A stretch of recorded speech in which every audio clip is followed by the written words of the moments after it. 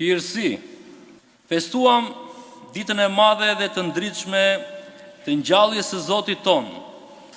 Mbyllëm javën e re të ndritshme dhe ndodhemi në të dielën e dytë të 50 ores, që është e njohur si e diela e Thomait. Sqarojmë se nuk është të kujtimi i apostull Thomait, por prekja e himtësishme që bëri Thomai në trupin e Isuit të ngjallur. Bëhet fjalë për një prej shfaqjeve të Isuit të ngjallur përpara nxënësve të tij, që me anë të cilave sigurisht vërtetohet ngjarja e ngjalljes. Nxënësit ishin mbledhur në shtëpi me dyert të mbyllur për frikën e judenjve. Atje pa pritur u shfaq Zoti ditën e parë të ngjalljes dhe ju fali paqen, dhe në vazhdim ju tregoi plagët e pësimit nga gozhdët dhe shtiza.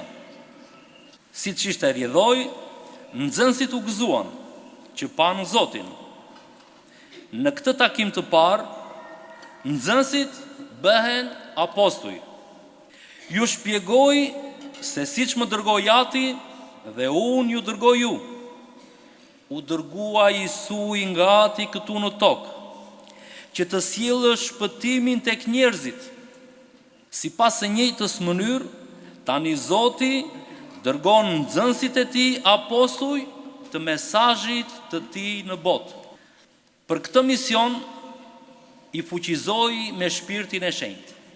Prandaj, mbasi së pari ju fryu, në vazhdim u tha: merrni shpirt të shenjtë, dhe ju përçoi pushtetin të lidhin dhe të zgjidhin mëkatet e besimtarve. Prej këtij takimi të parë të Zotit të ngjallur me nxënësit e tij, mungonte Thomai. Ai, informuar për shfaqjen e Zotit, shprehu mosbesimin e tij. Nuk pranoi dëshminë e 10 njerëzve, e 10 bashkënxënësve të tij, por i mirë beson shqisës së tij të parit dhe të prekurit që të besoj. Himnografi i kishës na thekson se Zoti nuk e la Thomain në zotërimin tronditës të pabesisë. Kështu Zoti, mbas 8 ditësh, gjatë të cilave Thomai u zhyt në dallgët e egra të pabesisë, shfaqet përsëri në të njëjtin vend dhe në të njëjtën mënyrë, në prezencë edhe të Thomait, të cilit ja plotson kërkesën. E fton të prekë himtësisht plagët e gozhdëve dhe të shtizës.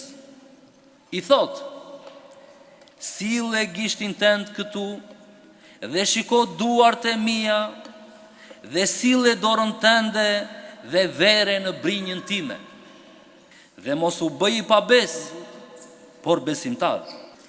Shumetër janë me dy mendje. Dyshojnë nëse Thomai guxoi të prekte.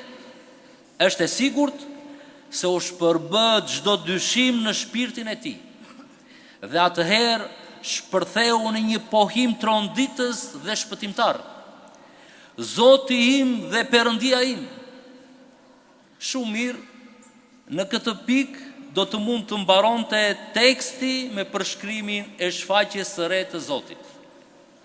Por nuk është vetëm Thomai për të cilin Zoti erdhi. Si Thomai jemi të gjithë. Dhe që të na fuqizoj Zoti, të gjithë ne vazhdon dialogun me nxënësin e tij, që të dëgjojmë të gjithë lumërimin. Lum ata që nuk panë dhe besuan. Nuk ishte e rastësishme mungesa e Thomait gjatë takimit të parë. Zoti donte me mënyrë shumë të shfaqur të shënojë rrugën e besimit. Këshilla është: mos u bëj i pabes, por besimtar. Por besimtar me kushte nuk mund të bëhet askush. Kushtet që parashtrojmë për të besuar, Zoti i bën të pavlefshme. Nuk bëhet besim me kushte që ne vendosim. Çështja është e thjeshtë. Zoti flet, zbulohet, shfaqet tek ne. Dhe ne e pranojmë pa hezitim e dyshim. Ky pranim i drejt për drejt dhe pa kushte është besim. Dhe mbasi besojmë, mund të vërtetohet besimi me shenja. Jo si kusht, por si vërtetim. Shkruan ungjillor Marku. Ata si dolën predikuan kudo në bashkëveprim të Zotit dhe duke vërtetuar fjalën nëpërmjet shenjave që pasonin. Shenjat që kërkojmë vijnë për të vërtetuar besimin ton. Besimi gjithmonë shpallet, ekspozohet, didaktohet dhe kështu bëhet i pranueshëm. Pra, besimi prej dëgjimit, ndërsa dëgjimi nëpërmjet fjalës së Perëndis, do të thotë apostull Pavli. Do me thënë, bëhet fjalë për Perëndin dhe ne besojmë. Apostujt janë ata që dëgjuan nga vetë Zoti fjalën e shpëtimit. Ata e përcjellin tek ne e pranojmë sepse vërtetojnë ata dëshmitar të parë, të cilët i dëgjuan me veshët e tyre dhe që janë dëshmitar okular. Përsëri apostull Pavli do të thotë se fjala e shpëtimit nga ata që e dëgjuan u vërtetua tek ne. Prekja e imtësishme Thomait është ngjarje historike me rëndësi të madhe për fuqizimin e besimit ton, të secilit prej nesh në veçanti. Prandaj, edhe kisha jone feston të dielën e parë mbas Pashkës, dhe sepse u bë 8 ditë mbas shfaqjes së parë, por edhe sepse ka rëndësi përcaktuese lumërimi i Zotit për ata që nuk panë dhe besuan. Lumërimi erdhi si përgjigje tek ngurimi i apostull Thomait. Të mos kërkojmë shenja, të mos mbyllim zemrën tonë në fjala e Perëndis. Pengesat që ne vëm na veçojnë nga lumërimi i Zotit. Që të na lumëroj Zoti, do dëgjojmë dhe do pranojmë. Do dëgjojmë dhe do besojmë. Por edhe sigurisht do të pohojmë ashtu si edhe Thomai, Zoti im dhe Perëndia im. Sepse ai që beson nuk mund dhe nuk duhet të mos pohoj publikisht besimin e tij. Dhe ka shumë mënyra që të bëhet ky pohim. Le të theksojmë akoma edhe një imtësi nga pohimi i Thomait. Duket e parëndësishme për emri pronor im, që përsëritet: Zoti im dhe Perëndia im. Por këtu zbulohet një vërtet shpëtimtare. Thomai nuk thotë në përgjithësi dhe pa përcaktim: je Zoti dhe Perëndia, por Zoti im dhe Perëndia im. Ekziston dhe zhvillohet një marrëdhënie personale dashurie ndërmjet besimtarit dhe Zotit. Marrëdhënie që nxjerr në pah thellësinë e besimit. Etrit bëjnë fjalë për mbiemrat me të cilat i thëresim Zotit, ose e thëresim në lutjet tona. Sa me dashur është thirrja jon, aq me ngushtë është marrëdhënia jon, dhe aq më i fortë besimi ynë. Mund, ose a kemi arritur në atë pikë ta thëresim gëzimi im, shpirti im, shpëtimtari im, jeta ime e të tjerë. Ashtu si që thëriste shën Serafim i Sarovit, ose shën Pais i Malit të Shenjtë, është Zoti shpëtimtari im. Po, dhe mund të arrijmë ta thëresim si edhe shenjtorët, gëzimi im, shpirti im, shpëtimtari im, jeta ime.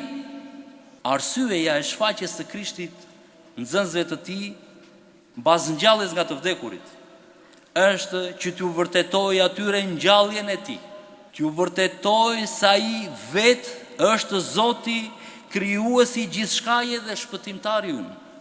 Se vdekja është vetëm një fenomen në jetën e njeriut, e cila nuk ka asnjë fuqi absolute më tashmë mbi krijesën njerëzore, njeriu, dhe se Zoti mposht dhe shfuqizon vdekjen.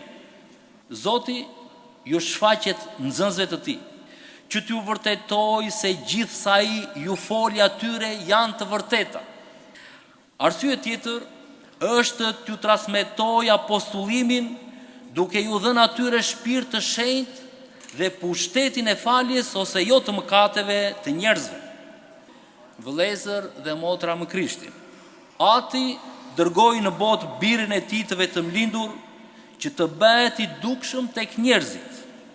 Gjithashtu biri shfaq veten e tij, zbulon atin dhe dëshirën e tij njerëzve, duke i mësuar dhe shëruar prej çdo sëmundjeje e vuajtjesh shpirtërore. Sakrifikohet në kryq për të shpëtuar njerëzimin nga pushteti i vdekjes, djalli e mëkati, që të mos humbasë, po të shpëtojë të ketë jetë kushdo që do të besojë atij. Ashtu siç dëshmon apostull dhe ungjillor Johani edhe në mbyllje të ungjillit të sotëm, ku thotë: edhe shumë çuditëra të tjera bëri Jesui përpara nxënësve të tij, të cilat nuk janë shkruar në këtë libër, po këto u shkruan që të besoni se Jesui është Krishti i Biri i Perëndisë, edhe duke besuar të keni jetë në emrin e tij. Amin.